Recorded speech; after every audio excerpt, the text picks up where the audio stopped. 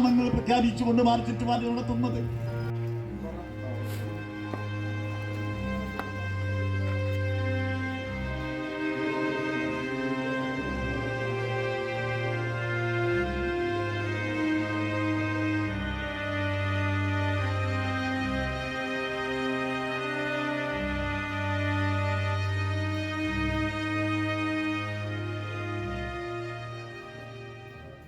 സിദ്ധാർത്ഥിൻ്റെ വീട്ടിലാണ് ഞാനിപ്പോൾ നിൽക്കുന്നത്.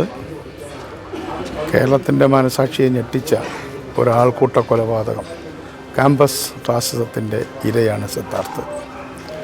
സിദ്ധാർത്ഥിന് 1 കോടി രൂപ കുടുംബത്തിന് നഷ്ടപരിഹാരം കൊടുക്കണം എന്ന് CMB ആവശ്യപ്പെടുകയാണ്.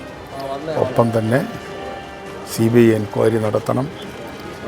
ഒരു സിറ്റിംഗ് ജഡ്ജി കേരളത്തിലെ ക്യാമ്പസ് ഫാസിസത്തെ സംബന്ധിച്ച് ഒരു അന്വേഷണം ആരംഭിക്കണം.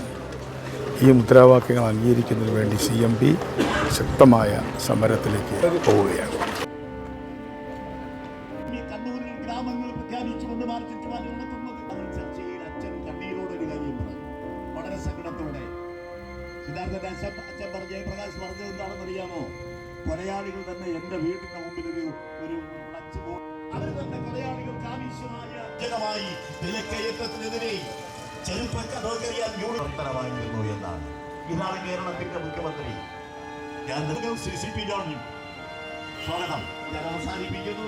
ഈ സമരത്തിൽ പങ്കെടുത്തിരിക്കുന്ന എല്ലാ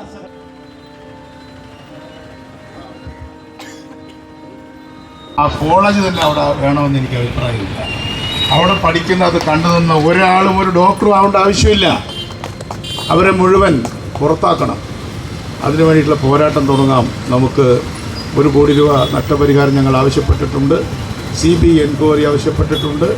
ഇന്ന് ഈ വെറ്ററിനറി കോളേജ് മാത്രമല്ല, നമ്മുടെ യൂണിവേഴ്സിറ്റി കോളേജ് അടക്കമുള്ള കോളേജുകളിൽ നടത്തുന്ന ഈ ക്യാമ്പസ് ഫാസിസത്തിനെതിരായി ഒരു സിറ്റിംഗ് ജഡ്ജി ജുഡീഷ്യൽ അന്വേഷണം നടത്തണമെന്ന അഭിപ്രായം കൂടെ എനിക്കുണ്ട്.